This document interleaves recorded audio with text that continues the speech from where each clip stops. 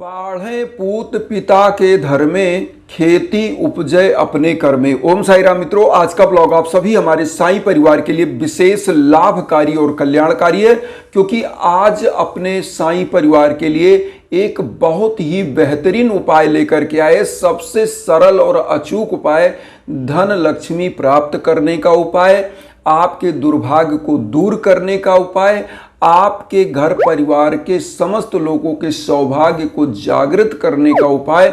और यदि आप कंगाली में बने रहते हैं तो आपका पर्स अगर खाली रहता हमेशा तो आपका पर्स धन से भरा रहेगा।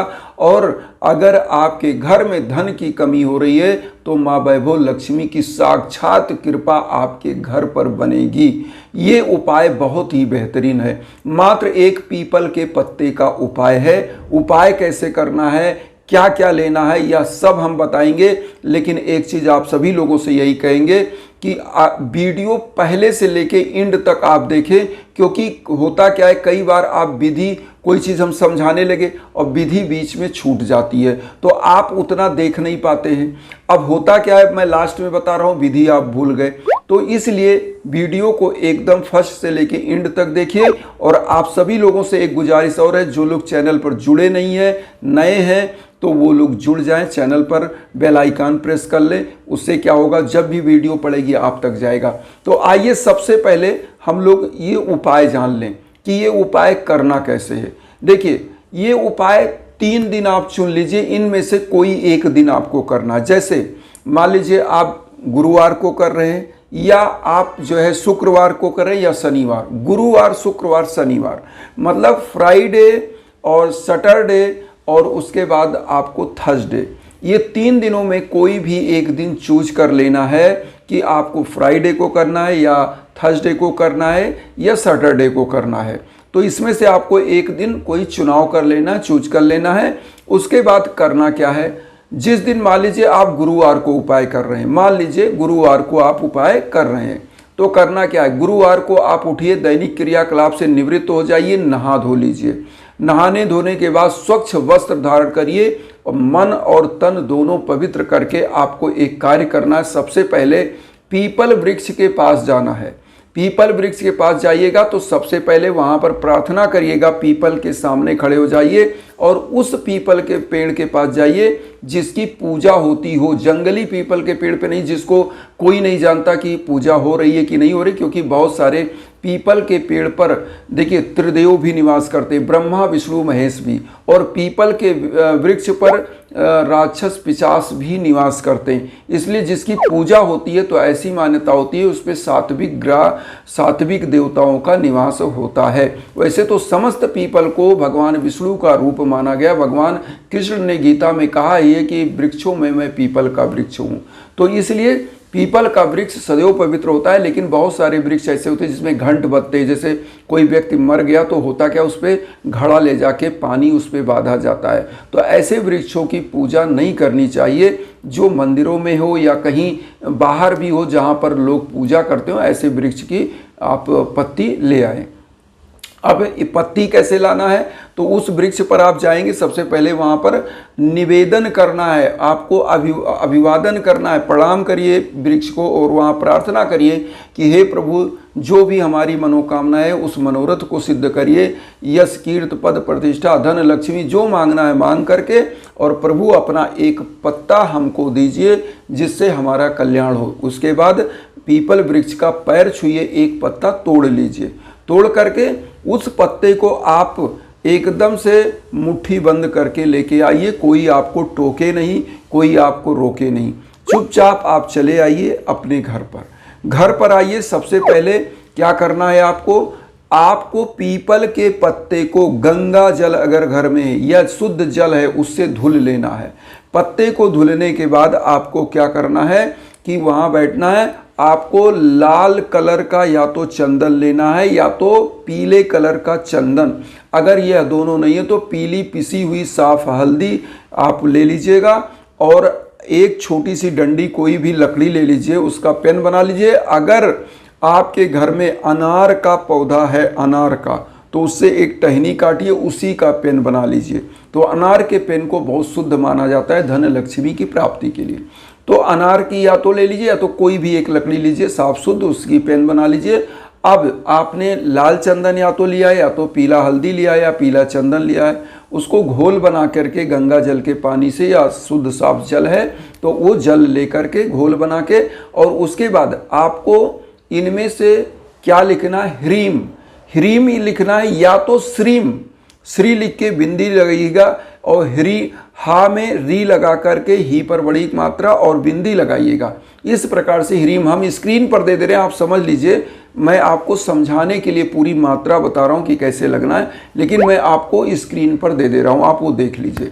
तो आपको या तो ह्रीम लिखना है या तो श्रीम लिख लेना है, लिख लीजिए। उसके बाद पीला पुष्प रख लीजिए और आपको एक घी का दीप प्रज्वलित करना, क्योंकि यह उपाय आप धन लक्ष्मी के लिए, सौभाग्य के लिए कर रहे हैं। तो आपको घी का दीप ले लेना है, एक धूपबत्ती लेना है, एक लोटा जल लेना है। सबसे पहले क्या करिए, एक चम्मच लीजिए, लोटे के जल को चारों तरफ आप छिड़क दीजिए। उसके बाद पीपल के वृक्ष में जो आपने लिखा ह्रीम या श्रीम जो भी लिखा है, अब वहाँ रख लीजिए। सबसे पहले प्रभु साईनाथ के सम्मुख एक मंत्र का जप करना है, क्योंकि साईं कौन है, गुरु है। गुरु का ही पूजन सबसे महत्वपूर्ण होता है। तो गुरु की पूजा आपको कैसे करनी है, सबसे पहले साईं बाबा का जो डेली की पूजा करते हैं वो कर लीजिए। साईं चालीसा, साईं बावनी, 11 वचन जो आप करते हैं वो कर लीजिए। उसके बाद एक मंत्र मैं आपको बता रहा हूँ, साईं बाबा का जो 108 मंत्र है उसमें से एक है ओम रिद्ध सिद्धिदाय नमः। ओम रिद्ध सिद्धिदाय नमः जो स्क्रीन पर दे रहे, इसका एक माला जप करिए। उसके बाद पीला पुष्प लीजिए हाथ में, वो पीला पुष्प लेने के बाद जो पीपल का पत्ता आपने लिया इसको लीजिए। अब यहाँ पर एक चीज़ समझिएगा, साईं बाबा को पीले आसन पर बैठाइएगा, स्थापित करिएगा, और माँ वैभव लक्ष्मी को भी पीले आसन पर स्थापित करिए या सफ़ेद आसन पर। स्थापित करने के बाद आपको करना क्या है, सबसे पहले इस पीपल के जो पौधे मतलब आपने पत्ता लिया है और उसके बाद पीला पुष्प वो माँ वैभव लक्ष्मी के श्री चरणों में अर्पित कर दीजिए। गुरु के मंत्र का जप किया, माँ वैभव लक्ष्मी के चरणों में अर्पित, फिर पीला पुष्प आप साईं बाबा के श्री चरणों में अर्पित कर दीजिए। अर्पित करने के बाद अब यहाँ पर एक मंत्र का जप कर लेना है माँ वैभव लक्ष्मी का, ओम महालक्ष्मी नमः। इसका भी एक माला जप कर लीजिए 108 बार। बहुत ईजी है, मतलब बताने में भले टाइम लग रहा है, यह पूरा उपाय करने में मात्र और मात्र आपको मान लीजिए 20 मिनट का समय लगेगा। जो पीपल का पत्ता लाने में और उसमें टाइम लगे उसको छोड़ के 20 मिनट में आप पूजा कर सकते हैं। तो ये आप कर लीजिए।